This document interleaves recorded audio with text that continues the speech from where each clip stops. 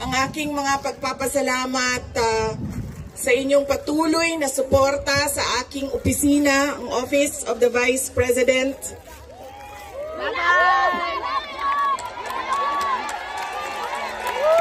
Inday Sara Duterte!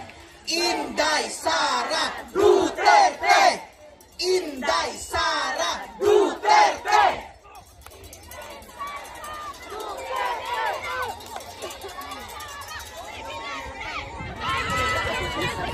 Malakas ang loob ko dahil nandyan kayong lahat.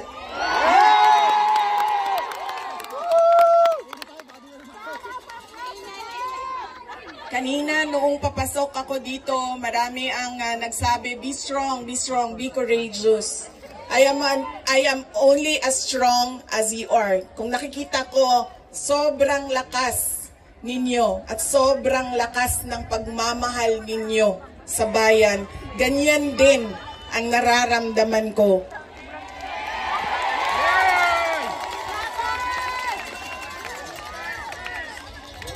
Ang pagpapasalamat ng aming pamilya, ang pamilya Duterte, dako kaayo may utang ang kabubuton kaninyong tanan. Sa higayon nga gihatag ninyo kanamo nga makaserbisyo sa atoang nasod.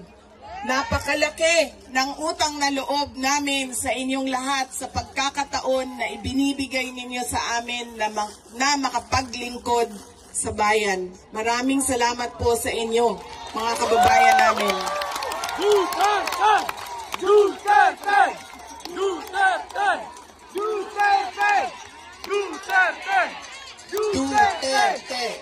Duterte! Duterte! Duterte! Duterte! Huwag ninyong kalimutan, ayaw ninyong kalimti ang kausa.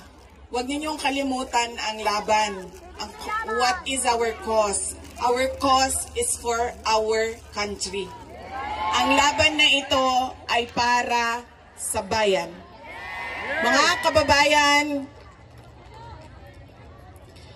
ang lahat ng ginagawa natin ay para sa Diyos, sa bayan, at sa bawat pamilyang Pilipino. Duterte! Duterte! Duterte! Duterte! Duterte!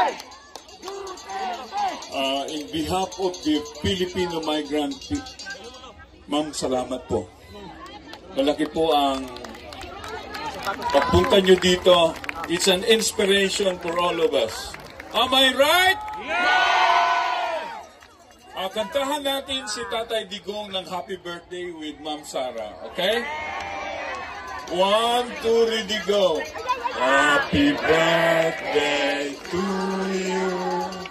Happy birthday to you. Happy birthday, Tatay Digong. Happy birthday.